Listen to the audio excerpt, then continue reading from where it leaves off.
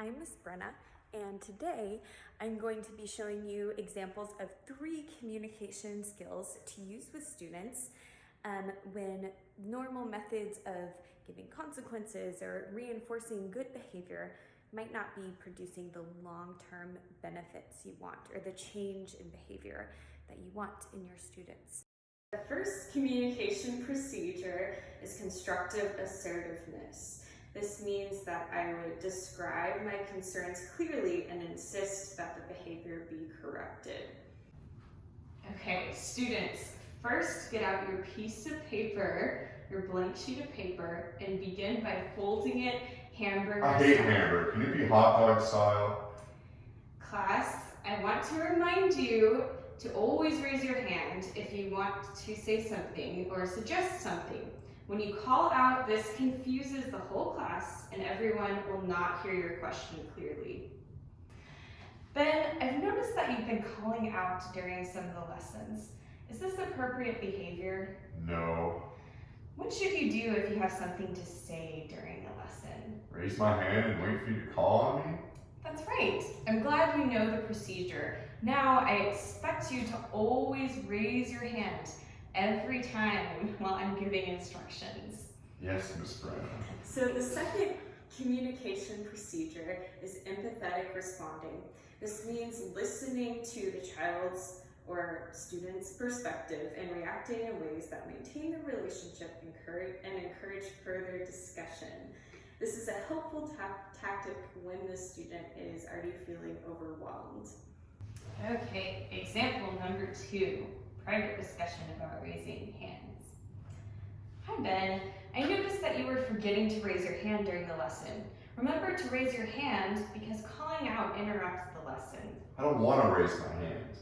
You don't like raising your hand? Sometimes you call on other people, but you never call on me. Oh, I didn't realize that I didn't call on you. Sometimes I can't call on everyone, and I am sorry for that. I will try my best to let you have a turn to speak almost every time. Would that help? Yeah? But I still expect you to raise your hand so that everyone can get a chance to answer or ask a question. Does this sound like a good plan to you? Okay, I'll try harder. Thank The you. third communication technique is the problem-solving process. This means working with the student to develop a plan for change. This involves identifying the problem, selecting a solution, and obtaining a commitment. So this is technique number 3, the problem-solving meeting. Okay, so I just asked you to my desk, maybe after school or when I have time to talk to you. Okay. Hi Ben, I wanted to have a short meeting with you to talk about raising your hand during lessons. I've noticed that you've been calling out answers without raising your hand. This is not appropriate behavior. Why should you always raise your hand? So you can call on me? Yes, that's right. What happens when you call out without raising your hand? It interrupts your teaching. Yeah, that's right. What would happen if everyone stopped raising their hands, though? Well, then everyone would interrupt you. Exactly. We raise our hands so that everyone has a fair chance to answer me during my lessons. So what should you do instead of calling out? Raise my hand and wait. Good, that's exactly right, and I'm glad you know the procedure. But I know that it's really upsetting when you don't get called on if time runs out. What can we do to solve this problem, do you think? Well, what if you just gave us more time and call on everybody?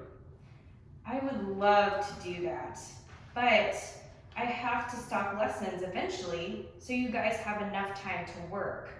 How else could we solve this? Could I ask you the question during work time? That's a good idea, but unfortunately, I don't always have time for questions then. I have to make sure everyone is working on the assignment. What if you write your question on a note and leave it in my mailbox, and I'll respond by the next day? Do you think this could work? Yeah, I could try that. Good. This way, I can always hear your answer or question, and everyone still gets a fair chance to be called on. I think this will help everyone. Can we agree on trying this during the next week? Yes, I'm excited to repeat notes. Great!